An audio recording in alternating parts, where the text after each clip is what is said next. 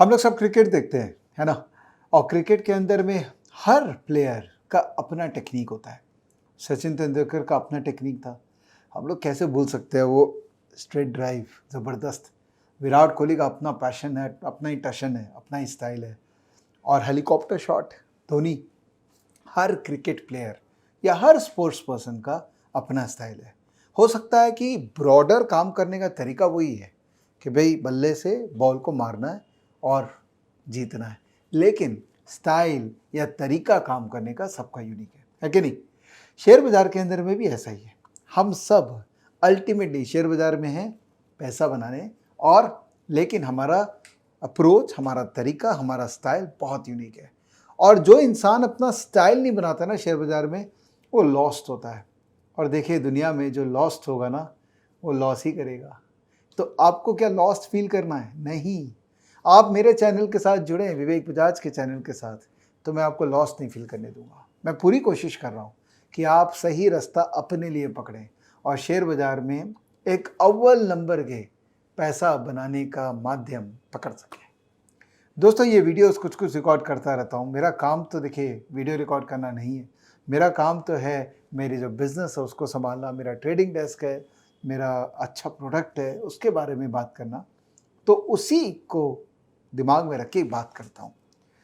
मैंने अपने कुछ एज बना रखे हैं। एज मतलब समझते हैं ना, वो जो बॉक्स है, बॉक्स में एजेस होते हैं।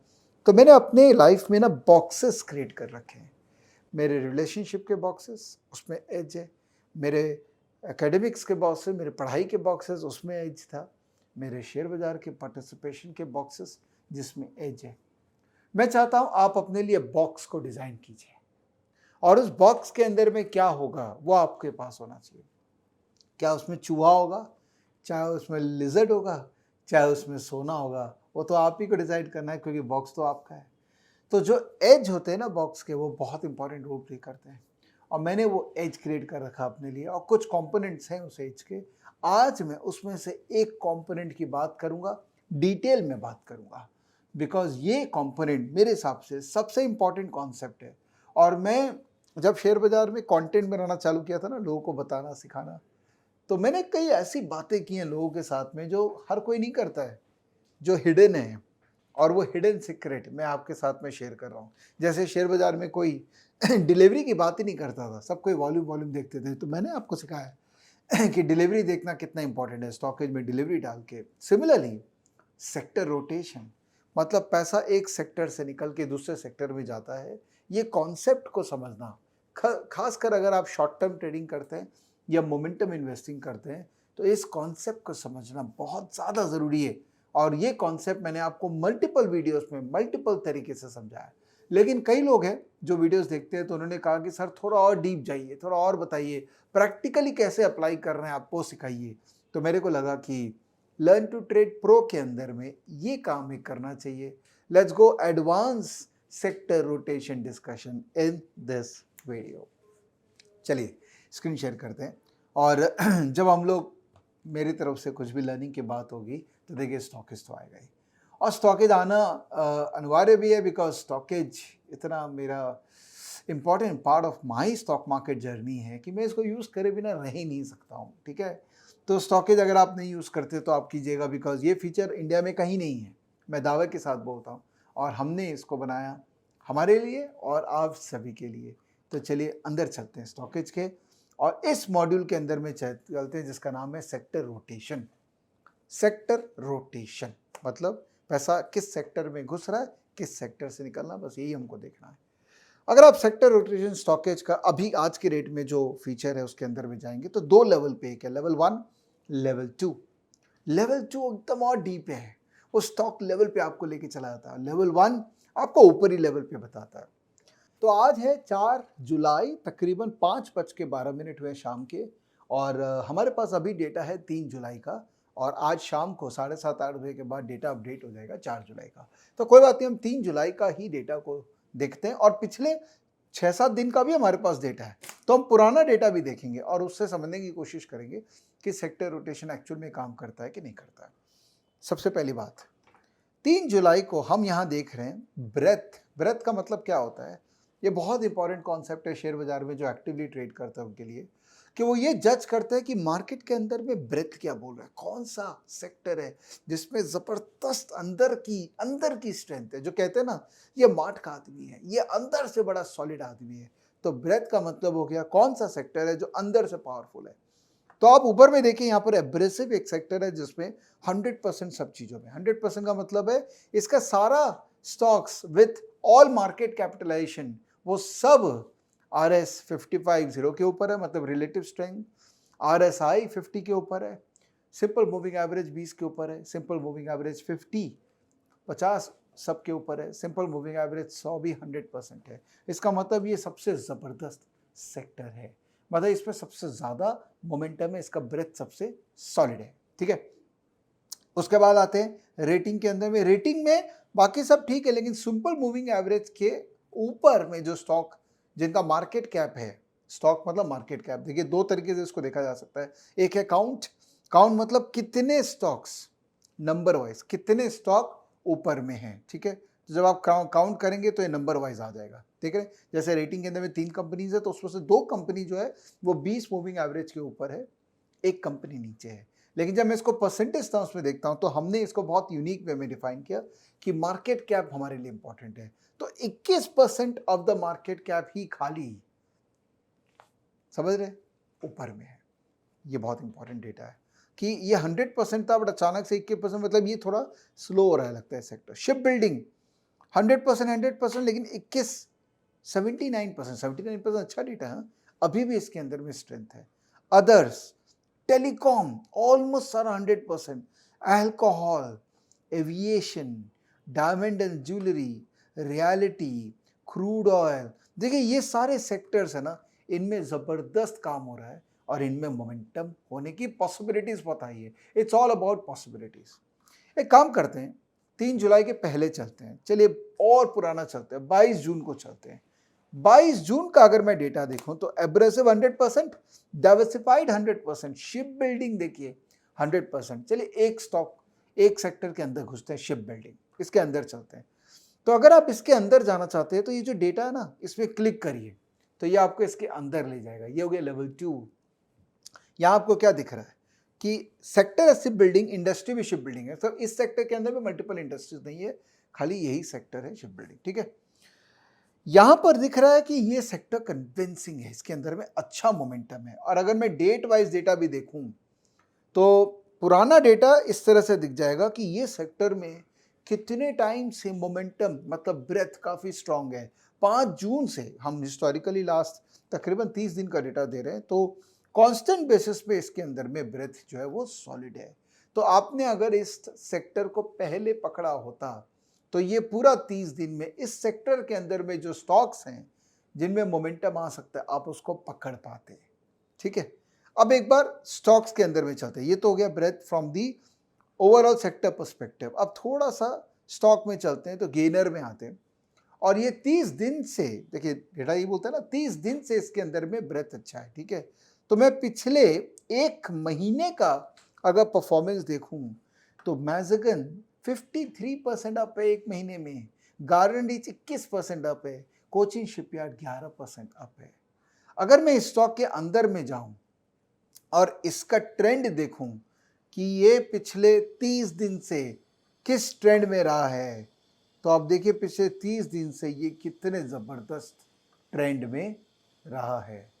इसका मतलब अगर आप सही सेक्टर पकड़ें और उस सेक्टर के अंदर में अगर आप सही स्टॉक में एंट्री पा लें तो आप 100% with a very high sense of security में कह सकता हूं आप पैसा बाजार से कमाएंगे।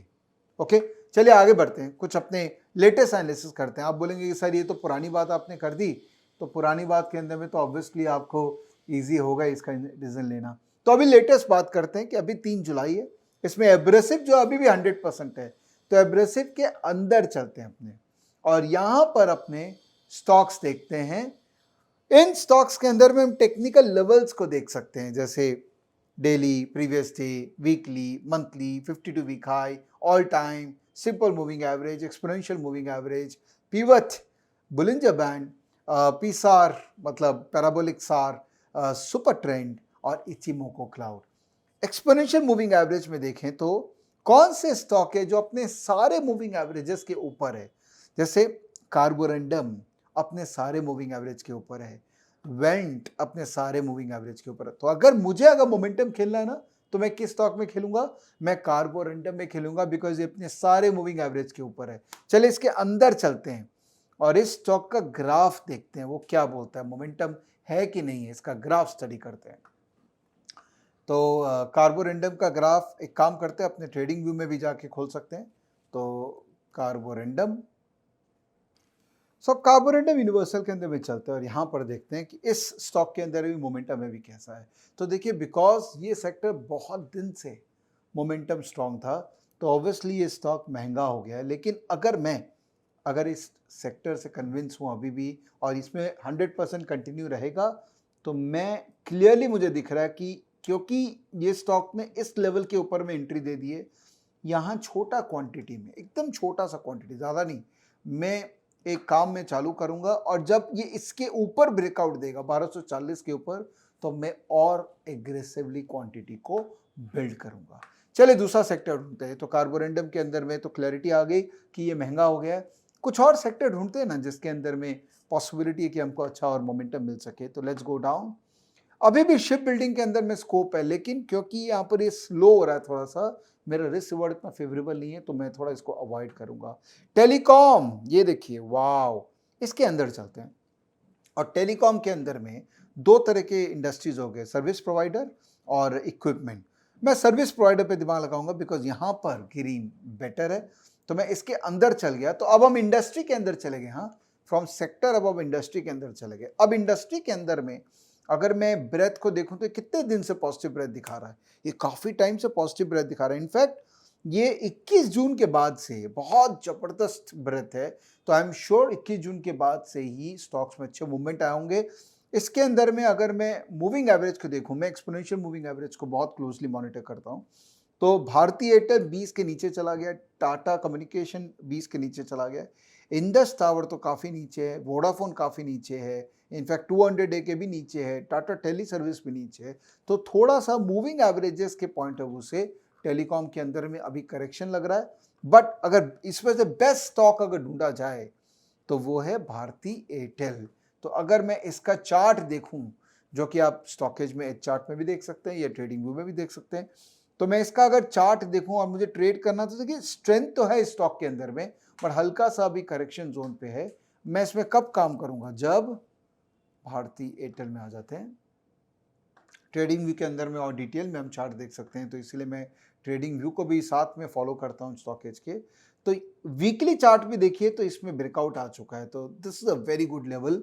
अगर ये नीचे आता है और, तो मेरे हिसाब से इस स्टॉक के अंदर में तो मेरे हिसाब से ये जो लेवल है ये बहुत इंटरेस्टिंग लेवल है, बिकॉज वीकली ब्रेकआउट स्टॉक में है, प्लस ओवर और रिलेटिवली ये स्टॉक स्ट्रेंथ जोन में भी है।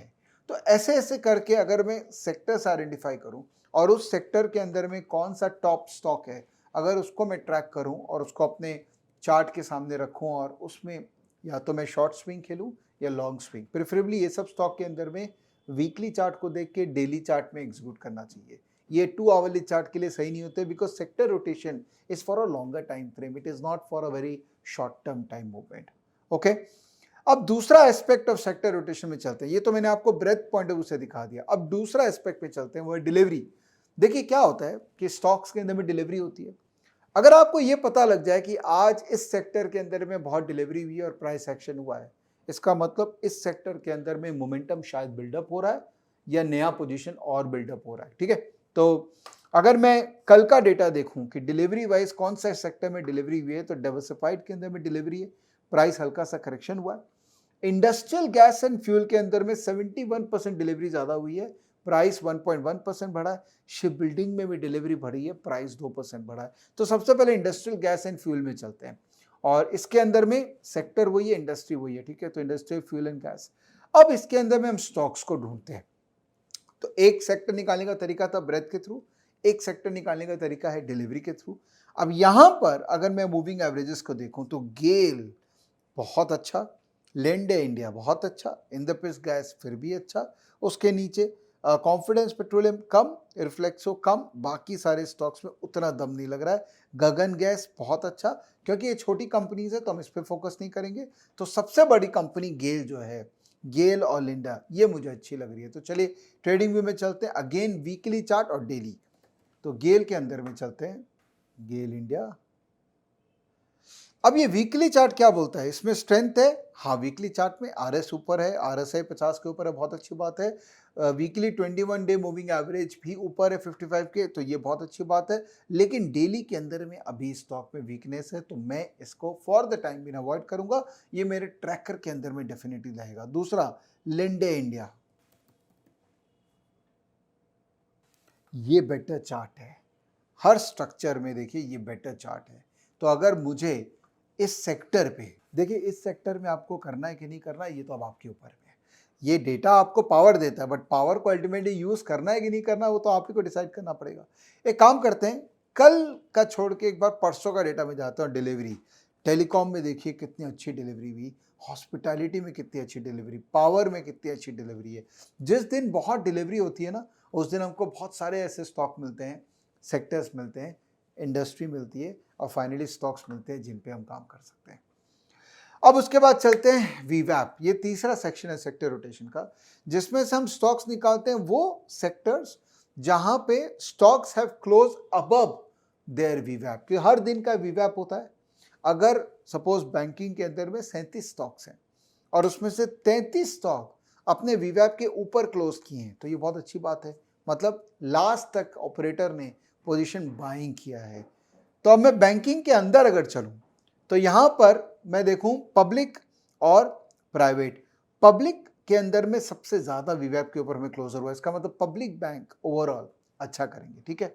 अब पब्लिक के अंदर में अगर मैं चलूं, देखिए लेवल 2 डेटा है सेक्टर रोटेशन का।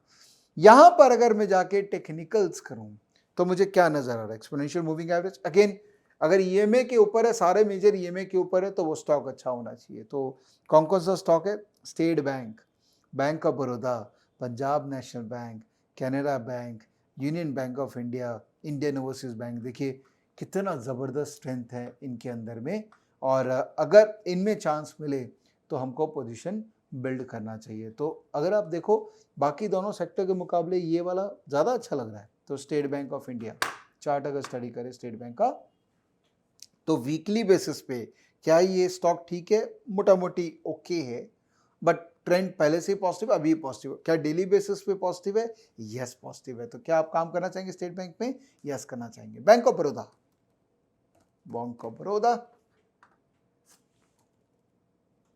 मैं हमेशा लोगों को बोलता हूं कि आप स्टॉकेज भी लीजिए, बिकॉज डेटा एनालिसिस करने के लिए स्टॉकेज से अच्छा कोई भी प्लेटफॉर्म नहीं है, और ट्रेड टेक्निकल एनालिसिस करने के लिए ट्रेडिंग व्यू लीजिए। ये दोनों कॉम्बिनेशन अगर आप ले लिए, तो मुझे नहीं लगता कि आपको कुछ और चाहिए। हम लोग ब्लूमबर्ग सब्सक्राइब कर रखे थे, एक एक 1.5 लाख रुपया महीना लगता है। यहाँ पर आपको एक रीजनेबल कॉस्ट में दोनों यूटिलिटी मिलती है। मेरे हिसाब से आंख बंद करके एक देखिए बैंक ऑफ बड़ौदा कितना प्यारा चार्ट है। अगर ये स्टॉक नहीं चलेगा तो कौन सा स्टॉक चलेगा। Similarly Punjab national bank. तो आप ये आइडेंटिफाई कर सकते हैं खुद ही, अगर आप इस तरह का होमवर्क खुद करें तो। कहते हैं ना कि खुद मरे बिना स्वर्ग नहीं मिलेगा, और कोई और जो आपको स्वर्ग का रास्ता लेके जाएगा वो कौन है आपको पता है ना। तो आपको अपना एबिलिटी पे बिलीव रखना पड़ेगा, और ये मान के रखना पड़ेगा कि आप भी कर सकते हैं। जब फलाना कर सकता है तो मैं क्यों नहीं कर सकता हूँ। ये तो मोटा मोटी बेसिक और सेक्टर रोटेशन हुआ। अब आप जब किसी भी सेक्टर में जाते हैं, यहाँ से सपोज आप यहाँ से किसी सेक्टर में जा रहे हैं, किसी ने आपको कोई सेक्टर बोल दिया कि मुझे पेपर सेक्टर अच्छा लग रहा है विवेक, इसको देख लेना। तो मैं यहाँ जाता हूँ सेक्टर में, यहाँ सर्च करता हूँ पेपर, ठीक है, इंटायर पेपर सेक्टर आ जाता है यहाँ पे, ठीक है। जब पेपर आ गया तब फिर मैं यहाँ फंडामेंटल डेटा भी सारा देख सकता हूँ कि पैट कितना है, पीई कितना है, क्या सस्ता में मिल रहा है स्टॉक, पैग रेशियो कितना है। ये सारे कॉन्सेप्ट बहुत इजी कॉन्सेप्ट है, थोड़ा मेहनत करेंगे तो सीख जाएंगे। रिटर्न ऑन इक्विटी कितना है, उसके हिसाब से एक मोटा मोटी फंडामेंटल व्यू आप बना सकते हैं। उसके बाद जब आप टेक्निकल में जाते हैं, तब आप टेक्निकल व्यू भी बना सकते हैं कि कौन सा स्टॉक जो है टेक्निकली बेटर लग रहा है। अब टेक्निकल व्यू बनाने में दो तरह से हो सकता है, या तो लेवल देख के कि एक्सपोनेंशियल मूविंग एवरेज को देखो तो समझ में आ रहा है कि भैया सेंचुरी टेक्सटाइल जो है वो सबसे स्ट्रांग है पेपर के अंदर में। शेशाया पेपर उससे स्ट्रांग है, क्वांटम पेपर भी स्ट्रांग है। तो ये पेपर के अंदर में ये सारे स्टॉक ही होंगे ना जो चलेंगे। या अगर आप प्राइस एक्शन ही करके इंडिकेटर करना चाहते हैं तो इंडिकेटर में मोमेंटम, रिलेटिव स्ट्रेंथ, ट्रेंड और वोलेटिलिटी। मोमेंटम में आरएसआई, सीसीआई, एमएफआई। अगर इनके बारे में आप नहीं जानते हैं तो कोई बात नहीं है, आप यहाँ आई क्लिक कीजिए और यहाँ पर वो इसका एक्सप्लेनेशन आ जाएगा जो आपको बताएगा कि ये इंडिकेटर्स क्या होते हैं। इनके बारे में आप डिटेल में सीख भी सकते हैं।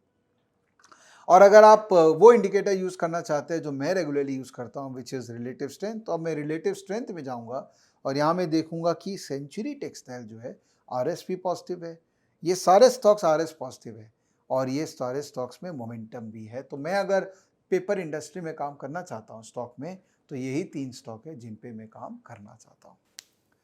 तो ये था दोस्तों छोटा सा वीडियो जहाँ पर मैंने आपको कॉन्सेप्चुअली सेक्टर रोटेशन सिखाया, बेसिक और एडवांस में। अब आप यूज़ करना चालू करिए।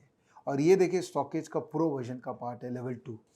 Pro version is absolute value for money. हो सकता है आपको लग रहा हो कि मैं आपको खरीदने कुछ बोल रहा हूँ, बट शेयर बाज़ार ऐसा है ना कि अगर आप थोड़ा पैसा दे के कुछ अच्छी चीज़ ले लें तो आप बहुत पैसा कमा सकते हैं। ये जो जर्नी है सीखने की, जो मैं कॉन्स्टेंटली कोशिश कर रहा हूँ कि आप सीख सकें, अगर आप इस तरह के आउटपुट्स जिसको बनाने में बहुत मेहनत लगती है, अगर आप इस तरह के आउटपुट को सब्सक्राइब करेंगे और इनको अपने हिसाब से यूज़ करके बाज़ार से पैसा बनाने का एक अपना पाथ बनाएंगे ना, तो और मज़ा आएगा और किसी और की आपको कभी रिक्वायरमेंट नहीं होगी। ये मेरी तरफ से आपको गारंटी है। तो स्टॉकेज प्रो लीजिए, मैं इसके नीचे एक कूपन कोड दे दूंगा ताकि आपके लिए थोड़ा सस्ता हो जाए स्टॉकेज प्रो, और इसको लेके एक्सपेरिमेंट करिए और पैसा बनेगा ना, तो बस दुआओं में मेरे को याद रखिएगा।